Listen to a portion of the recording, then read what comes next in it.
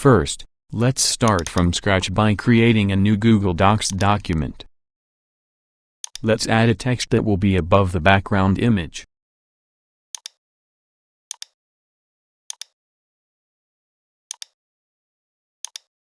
Go to Insert, Image, and select where to import the image from.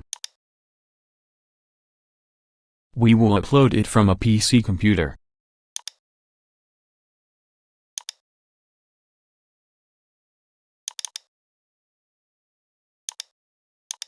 Select the image, and click on the Behind Text button.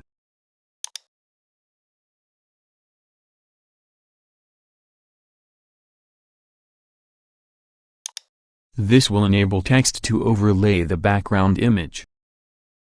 On the upper left corner, move the margin up so the background image will cover everything. Resize the image to cover all the page.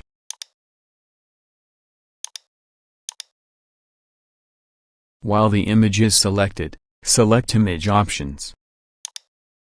Under Adjustments, you can reduce transparency and other parameters.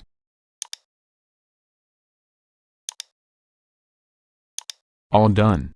Please subscribe.